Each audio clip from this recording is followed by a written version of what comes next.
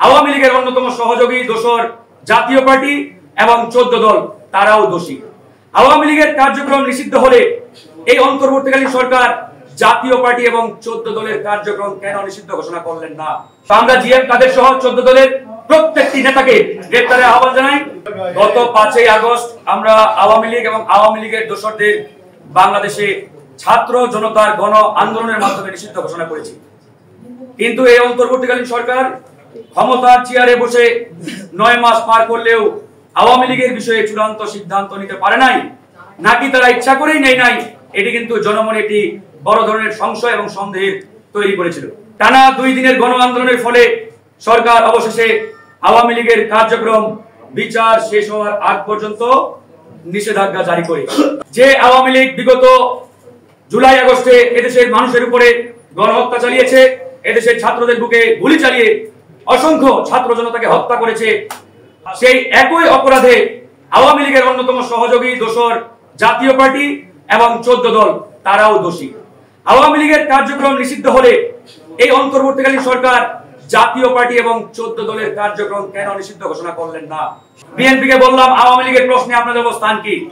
আওয়ামী লীগের প্রশ্নে বিএনপি জানালেন সরকার যদি নির্বাহী আদেশে আওয়ামী লীগকে নিষিদ্ধ ঘোষণা করে এখানে বিএনপির কোনো আপত্তি থাকবে না, কিংবা বিএনপির কোনো এখানে নেগেটিভিটি বা নেতিবাচক কোনো এখানে অবস্থান নেই।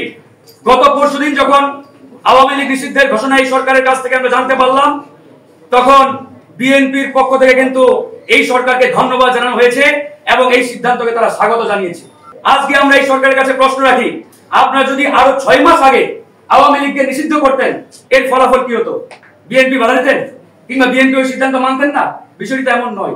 তাহলে কেন এই 6 মাস আপনারা জনগণের সাথে ছল চাতুরি করে আওয়ামী লীগ নিষিদ্ধের এই সিদ্ধান্ত আপনারা ঝুলিয়ে রেখে এক প্রকারের জনগণকে ভোগান্তির মধ্যে ফেললেন?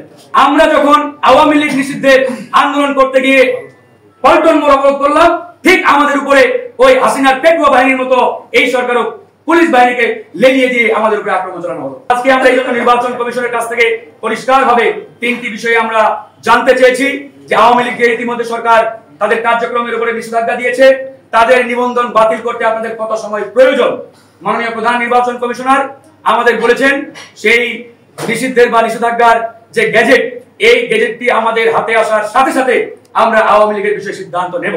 যারা গণহত্যাকারীদের সহযোগী তাদের বিষয়ে অ্যাকশন নিতে তারা বলেছেন আমাদের নির্বাচন কমিশনের আইনে রয়েছে, আমাদের বিধি মোতাবেক কোন রাজনৈতিক দল যদি অ্যাক্ট না করে তাহলে আমরা তাদের বিষয়ে আইন অনুযায়ী যথাযথ ব্যবস্থা নিতে পারবো। একই সাথে আমাদের হাসানুল মামুন বলেছেন জিএম কাদের এখনো বহাল তবিয়তে ঘুরে বেড়াচ্ছে, কার নির্দেশে, কার সেক্টরে, এটা আমরা জানতে চাই। ওবায়দুল কাদের 3.5 মাস বাংলাদেশের ভিতরে ছিলেন, কিন্তু এই অন্তর্বর্তীকালীন সরকার এবং এই সরকারের পুলিশ বাহিনী তাকে গ্রেফতার করতে পারেন নাই, বরঞ্চ সরকারের সহায়তায় তিনি বাংলাদেশের ভিতরে আরামায় এসেছিলেন, তাকে গ্রেফতার করে নাই। তো আমরা জিএম কাদের সহ 14 দলের প্রত্যেকটি নেতাকে গ্রেফতারের আহ্বান জানাই। 14, 18, 24 সালের অবৈধ ফ্যাসিস্টদের পাতানো নির্বাচনকে বাতিল ঘোষণা করে এই নির্বাচনে যারা জনপ্রতিনিধি হয়েছিলেন তাদেরকেও বিচারের আওতায় আনার আমরা দাবি জানিয়েছি নির্বাচন কমিশনের কাছে। আপনার স্বপ্নগুলো আকাশ ছুবে প্রবাসীর হেলিকপ্টারের মাধ্যমে। বিয়ে, জন্মদিন অথবা যে কোনো বিশেষ প্রয়োজনে হেলিকপ্টার ভাড়া করতে যোগাযোগ করুন স্ক্রিনে দেয়া নাম্বারে। প্রবাসীর হেলিকপ্টার, নিরাপদ ও সাশ্রয়ী বাহনের বিশ্বস্ত নাম।